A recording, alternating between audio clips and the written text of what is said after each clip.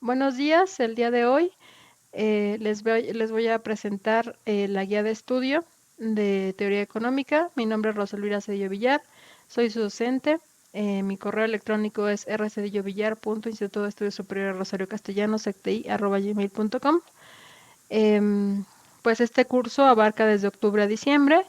Empezamos el 31 de octubre y vamos a acabar el 22 de diciembre. Yo les recomiendo de manera ardua que al menos acaben todas las actividades el 22 de diciembre, el 20 de diciembre, porque el 22, aunque nosotros debemos de revisar todos los trabajos que nos lleguen, no importa la fecha, estos dos días es cuando más se satura la plataforma, el 21 y el 22. Entonces, por favor, si le pueden hacer sus actividades de manera anticipada, pues sería lo ideal, ¿vale? Estamos en la semana de examen final. El examen final abre el 16 y del 16 al 22. Mm, es la reunión sincrónica número 6, que es la del repaso de la guía de estudio. Entonces, vámonos a revisar la guía de estudio. Esta es la guía de estudio. Voy a amplificarla para que la vayamos revisando una a una. Em, entonces, bueno, sí están viendo mi pantalla, ¿verdad? ¿Sí se ve la guía? Sí, profesora. Ok, perfecto. Bueno, independientemente de esta guía, también me gustaría, ya les posteé en Classroom. Déjenme voy al Classroom. Antes de empezar, aquí en Classroom está ya la guía de estudio, está en video. Entonces, cualquier formato que ustedes deseen revisar, pueden, digamos, empezar a ver el video de la guía de estudio que está en Classroom, o revisar digamos, el documento escrito, ¿no? Ambos, tanto el documento escrito como el video, tienen los mismos contenidos temáticos. Entonces, el video, pues a mí se me hace que es más fácil que lo vayan, digamos, viendo, pues cuando se vayan a dormir, este, tal vez Bienestar e en su hora de instrumentos de política descanso o económica. en algún momento es más fácil que lo Esto revisen, ¿no? Entonces, bueno, aquí está ya eh, en el Classroom, se los posteé el 9 de diciembre. Me parece que Rocío ya me estuvo haciendo comentarios, incluso haciéndome algunas preguntas de un recurso para revisar algunos materiales. Entonces, también si ven los comentarios de ese video, pues van a darse cuenta que ya contesté y repliqué esa pregunta, ¿no? Entonces, también ese es otro medio. Ahora sí, regresémonos a la guía de estudio. Bueno, nosotros estamos en la asignatura de teoría económica. Entonces, ¿qué es lo que revisamos en esta, digamos, asignatura y por qué es importante que ustedes aprendan teoría económica? Bueno, para las relaciones internacionales es muy importante que visualicen primero que hay agentes económicos. Entonces, los agentes económicos, pues son, digamos, el gobierno, las empresas y las familias. Entonces, todos estos agentes realizan intercambios comerciales en el mercado, ¿no? Entonces, al hacer un intercambio de mercado, pues básicamente lo que rige, esto lo hacen, digamos, a través del dinero, y el dinero se convierte en un mecanismo de intercambio. Este mecanismo de intercambio, pues lo que hace es que activa la economía de un país. Entonces, cada que ustedes van al supermercado, cada que ustedes consumen un bien o un servicio, ustedes están participando, bueno, ustedes y sus familias están participando en la actividad microeconómica. De ahí tenemos la macroeconomía. La macroeconomía, imagínense que esas pequeñas, digamos, acciones que se realizan en pequeña escala, como puede ser, no sé, comprar un agua, ¿no? Una botella de agua, comprar una pluma, comprar un lápiz. Bueno, este marcatextos, eh, digamos, o cualquier pluma que ustedes compren en el mercado, pertenece a su vez a una industria, y esa industria tal vez se pueda agrupar como las, digamos, actividades económicas secundarias, ya que eh, para producir este marcatextos pues necesita ser transformado, y digamos la empresa Azor es parte de las industrias que se aglutinan dentro del sector económico secundario. Entonces, cuando un país quiere ver cuáles son los rubros de economía que más aportan a su crecimiento económico, pues bueno, digamos, hace uso de toda la teoría macroeconómica. Entonces, ¿qué significa eso? Bueno, pues primero, una medida muy importante de la macroeconomía es el Producto Interno Bruto, y el Producto Interno Bruto es la suma de todos los bienes y servicios que, digamos, se consumen y se producen en un país. Entonces, al sumar todos estos bienes y servicios que se consumen y se producen en un país, pues se puede conocer qué tanto creció o no el crecimiento económico de ese país. Entonces, el Producto Interno Bruto es la principal medida de crecimiento económico de un país y por lo tanto también es uno de los principales indicadores macroeconómicos. Junto con este indicador macroeconómico tenemos también la inflación, el tipo de cambio, la tasa de interés. Estos son instrumentos macroeconómicos que permiten, digamos, regular la economía. Entonces, ¿para qué es que aprendemos todo esto? Primero, porque cuando ustedes hagan, digamos, o analicen una posibilidad de un intercambio comercial o de una negociación internacional, pues deben de conocer primero cuál es el tipo de economía que, digamos, existe en ese país. Podemos dar por sentado actualmente que pues casi todos los países son capitalistas, eh, digamos, solamente hay algunas excepciones, como en el caso de Cuba y bueno, el caso de Corea del Norte y un tanto China, pero China es casi como un comunismo capitalista, ¿no? Aunque se llame, digamos, comunismo, tiene todas las connotaciones, algunos le llaman capitalismo de Estado, ¿no? Pero bueno, digamos desde ya se abrió a la economía internacional. Bueno, entonces, pero cada país tiene sus especificidades. Entonces, por ejemplo, tenemos países como en el caso de México que tenemos una economía mixta, es decir, hay una cierta protección del Estado, pero también hay prima un liberalismo económico, ¿no? Entonces, a eso se le llama economía mixta. Entonces, hay diferentes sistemas económicos y esto es importante conocer qué tipo de sistema económico prevalece en cada uno de los países con los que vayamos a tener algún acuerdo comercial o una negociación o alguna negociación internacional. Entonces, por eso es importante revisar todo esto en relaciones internacionales.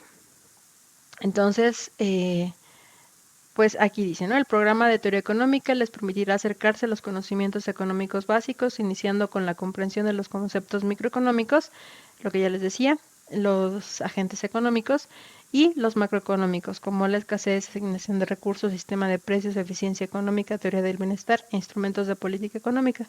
Los instrumentos de política económica son crecimiento económico, inflación, tasa de interés, por lo que los estudiantes podrán conocer el funcionamiento del sistema económico, el papel de los diferentes actores y el flujo de ingresos y de gastos que se presentan en la economía, lo que permitirá tener los elementos principales del análisis económico de las problemáticas micro y macroeconómicas. ¿Hay alguna duda? Ok, bueno, entonces, en la primera unidad ustedes, digamos, respondieron cuál es el objeto central de la teoría económica. Y en ese punto, la principal idea es el papel de la escasez. Es decir, si nosotros no podemos entender qué es la escasez, pues básicamente no se puede entender la economía, ¿no? La escasez es la circunstancia que hace o posible que exista la ciencia económica. Entonces, ¿qué significa que un producto sea escaso? Bueno, que no está disponible de manera infinita en el planeta Tierra, ¿no? Y si eso no está disponible de manera infinita en el planeta Tierra, pues entonces puede ser susceptible de elevar su precio. Si un producto es escaso, pues automáticamente va a ser más valioso. ¿Por qué? Porque va a haber personas que quieran ese bien, ¿no?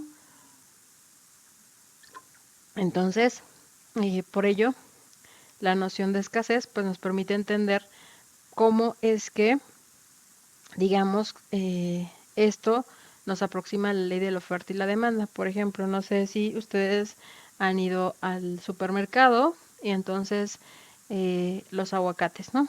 ¿Qué pasa cuando hay una helada en Michoacán? Michoacán es el principal estado productor de aguacates y entonces disminuye drásticamente por una helada la producción de aguacates. Entonces, cuando esto pasa, pues aumenta el precio del aguacate, ¿no? Entonces, ¿por qué?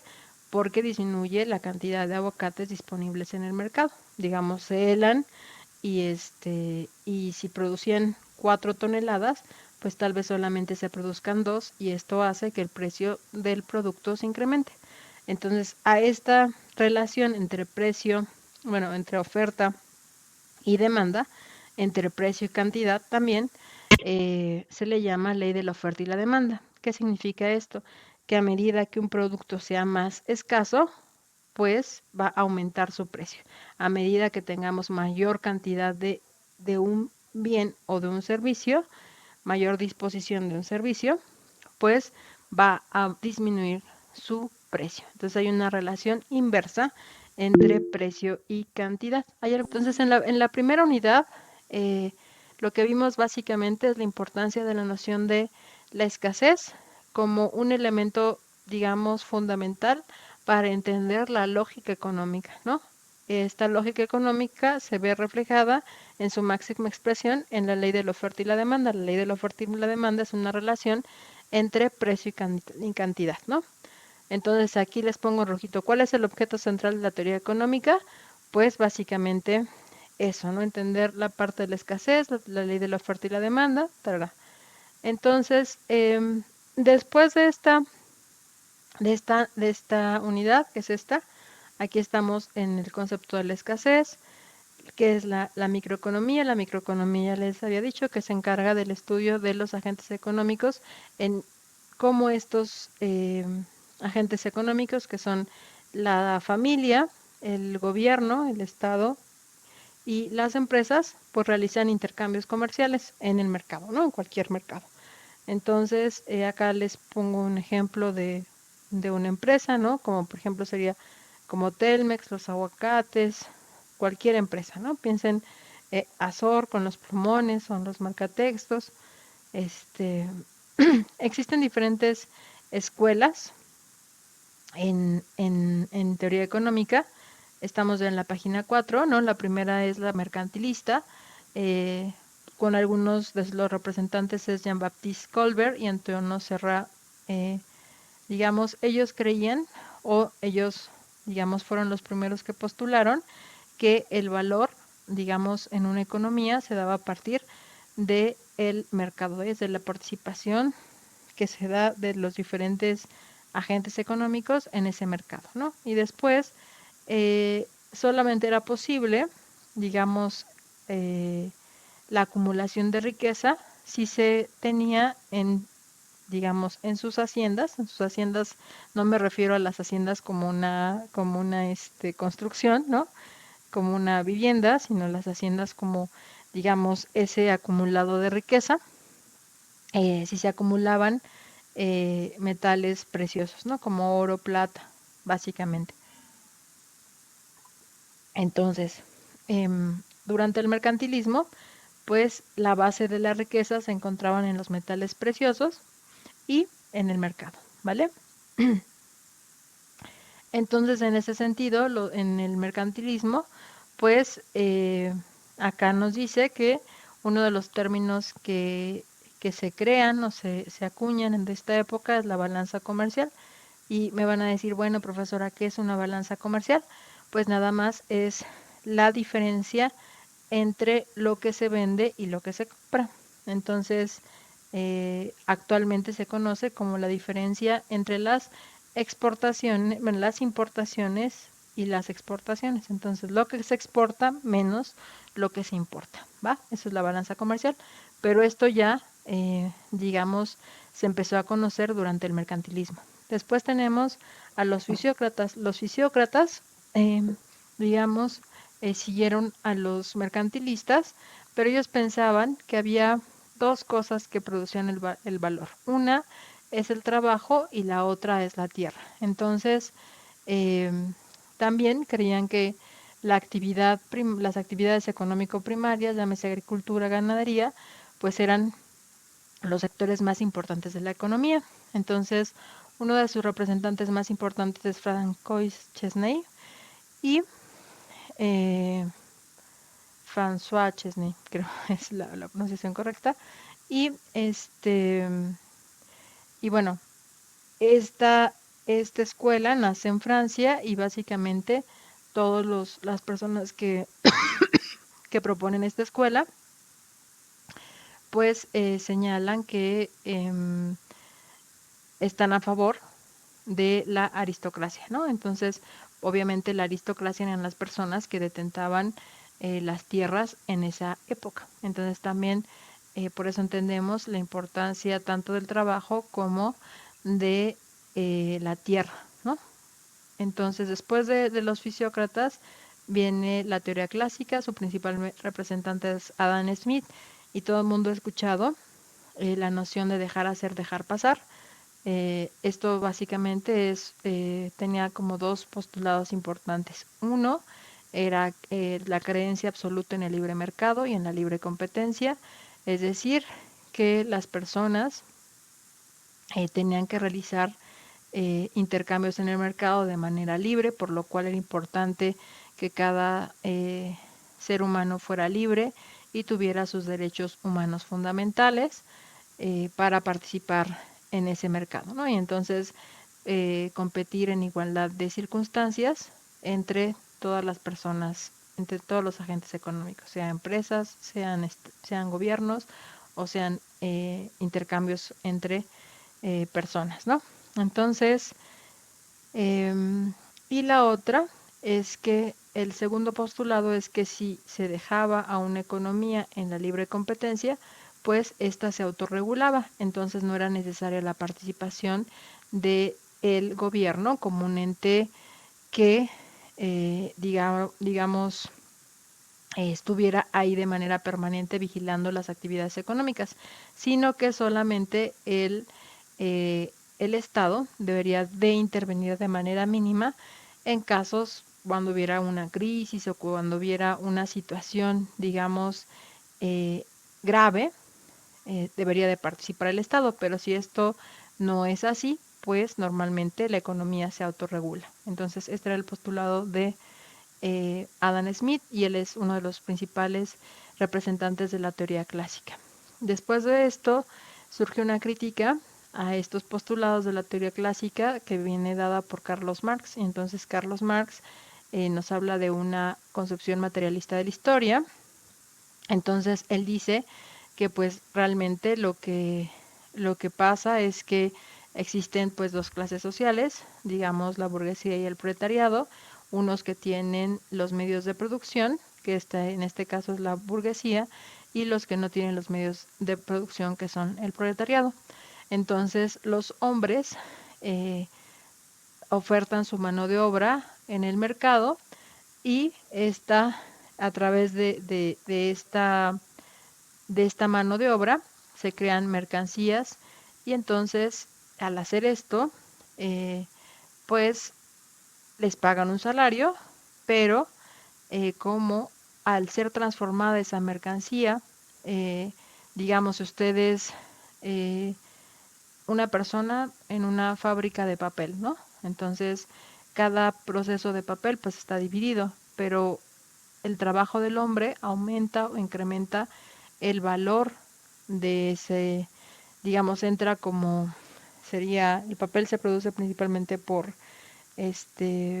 madera, árboles, entonces digamos, entran troncos, pero ocurre un conjunto de personas que trabajan en esa fábrica de papel y entonces después salen pues muchos productos, ¿no? Pueden ser cajas, pueden ser paquetes de hojas para cuadernos, etc., ¿no?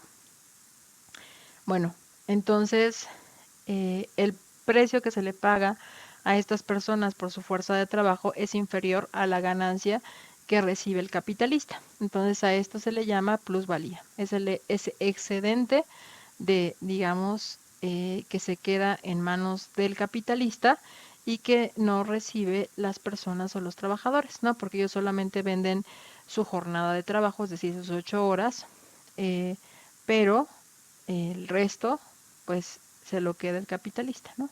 Entonces, esta noción, digamos, es la que plantea Marx justamente eh, como una crítica al capitalismo, ¿no? Entonces, de esto es la escuela marxista, básicamente.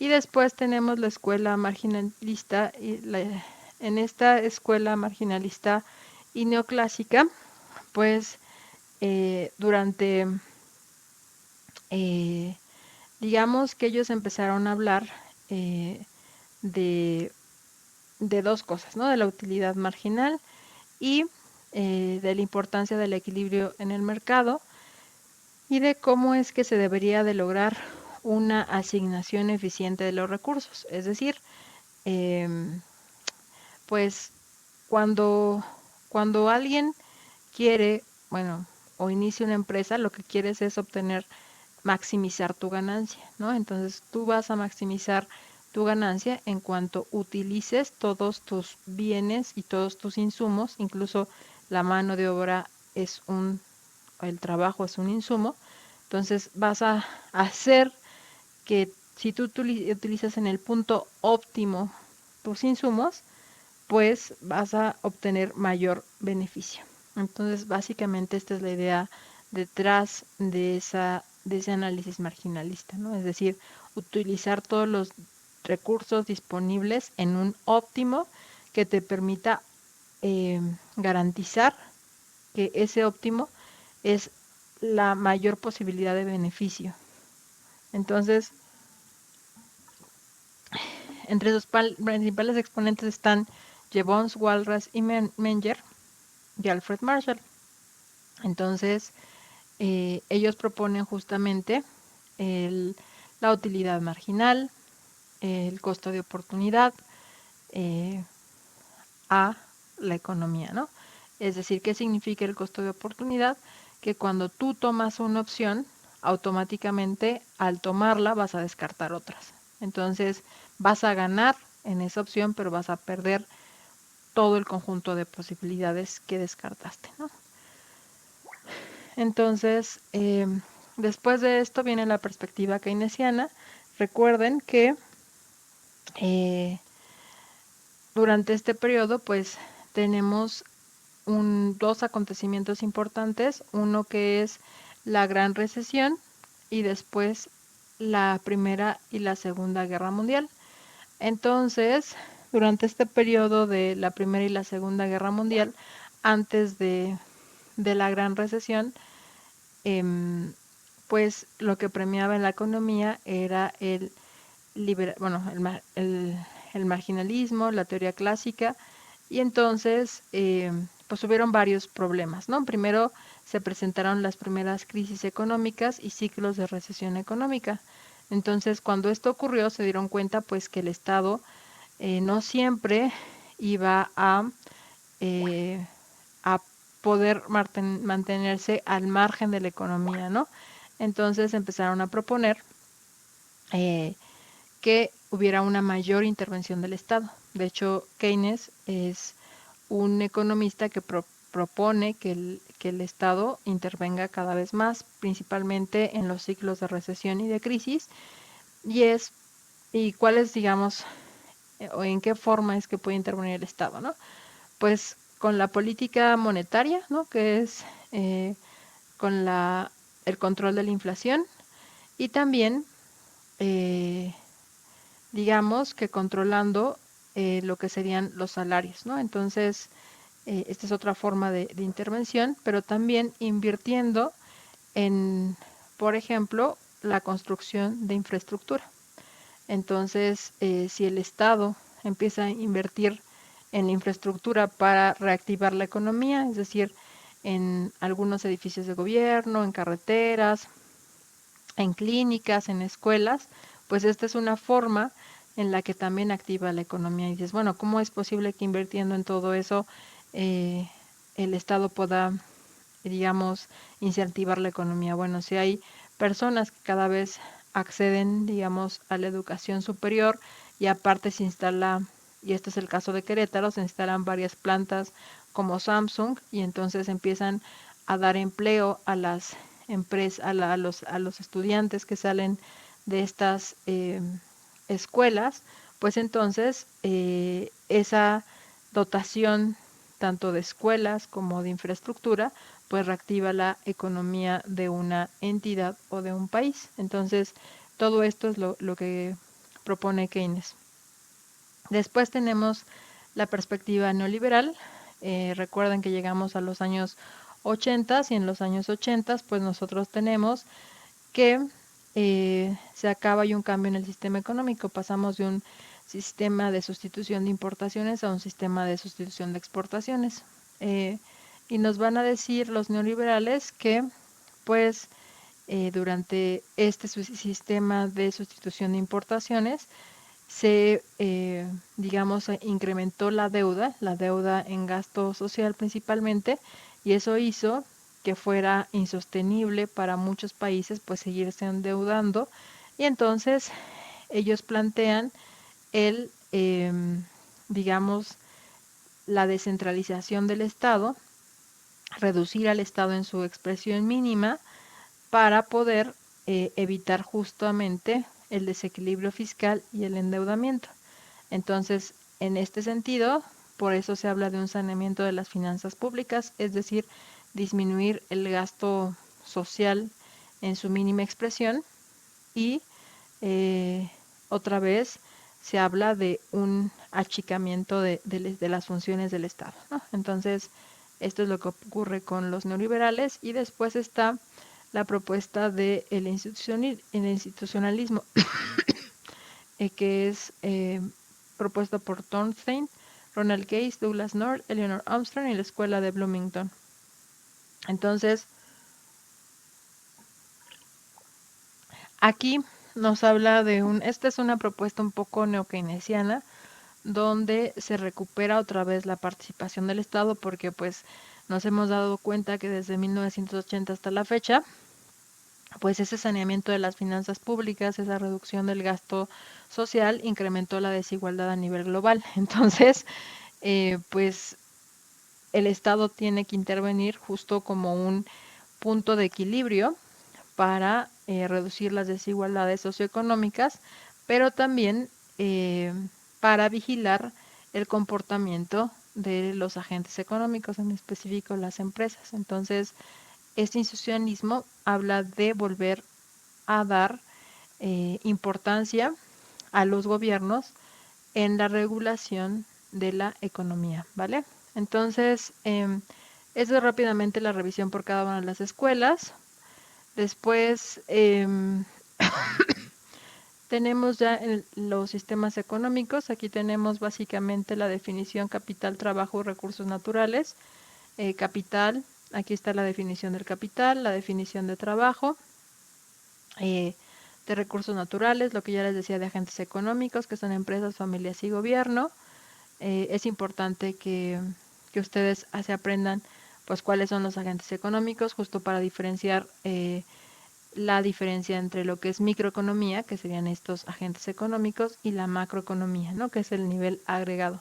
Entonces, bueno, aquí está el modelo de flujo circular, los bienes intermedios, bienes finales, diferenciar cuándo es un bien final, cuándo es un bien intermedio, y después de esto acá está el esquema, ¿no? De flujo circular.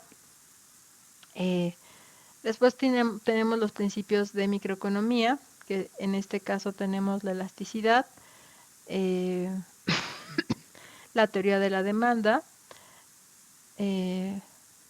la teoría de la oferta, y después el producto marginal. Aquí están los costos en la producción, cómo se calcula un costo en la producción, un costo total.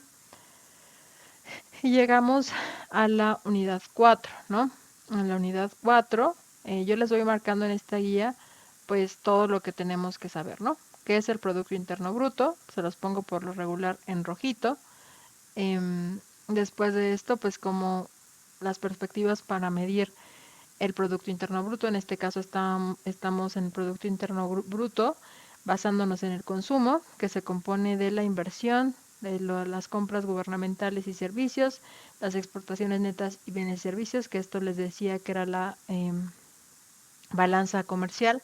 Entonces el PIB se calcula el consumo más la inversión más los gastos de gobierno más la balanza comercial, que es la diferencia entre exportaciones menos importaciones, ¿va? Entonces, esta es la perspectiva de consumo, pero también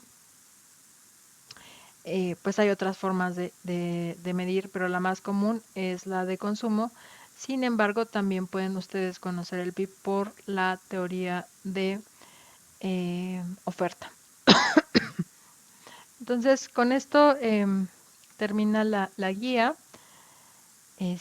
Todo. Entonces, ¿alguna duda o comentario final? Sí, Zoe y Margarita. Si quiere primero mi compañera, no se preocupe. No iba a decir nada importante.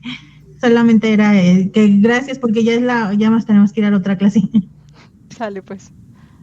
Sí, Zoe. De acuerdo, maestra. Disculpe, tengo una duda. Estoy en el Drive y tengo guía de estudio. Tengo una en PDF, una en Word y Es la la otra. misma, es indistinta. La que quieras descargar, puedes descargar la de PDF o la de Word. Perfecto. María. Gracias, profesora. Nada más quería comentarle, yo traigo atrasados los trabajos, los he estado haciendo, pero no los he terminado de revisar y por eso los estoy subiendo como despacio. Subí uno, pero quería comentarle porque no sé si se puede ver, porque varios de mis compañeros han dicho, o los profesores nos han dicho que aparecen como borradores. Yo la verdad no sé cómo sea que les aparezca a ustedes como borrador. Yo lo subí y yo ya lo revisé y para mí está subido ahí, pero no estoy segura de si desaparece bien o como borrador. Entonces, nada más quería comentarle y si hubiera alguna situación de que no se ve, si me hace favor de mandarme un correo para volverlo a subir, por favor. Sin problema, te mando un correo, ahorita lo reviso y lo checo, ¿sale? Lo que me preocupa es que acaben todas sus actividades. Entonces, pues eso. Entonces, y también me preocupa, yo les diría, hagan el examen el 16, ¿no? No se esperen al 20, ¿no? Luego hagan el examen, porque la plataforma está teniendo problemas, entonces es mejor que lo hagan el 16 o el 17, el examen, y no se esperen hasta el 20. Maestra, disculpe, ¿qué no es hasta el 22? Ya me Sí, sí, nada más que yo les digo que intenten Ok. no dejarlo hasta el 22, porque si se extienden hasta el 22 es cuando menos posibilidades hay de que puedan hacer alguna corrección en la plataforma. Entonces, yo no les sugiero que se extiendan hasta el 22, porque si tenemos estos problemas ahorita que no estamos con el tope de estudiantes, imagínense cuando estén todos los estudiantes entregando. Entonces, solamente ese comentario, ¿vale? ¿Alguna otra duda o comentario? No, maestra, muchas gracias. No, maestra, gracias. No, gracias a ustedes por asistir, disculpe, y pues suerte en el examen, y cualquier cosa mándenme un correo y yo los mantengo al tanto, ¿sale? Claro que sí, maestra, Sí, muchas gracias. maestra, muchas gracias. Muchas gracias, cuídense, abrazos, Luego, maestra. bye. Hasta luego, que esté muy bien. Bye, bye.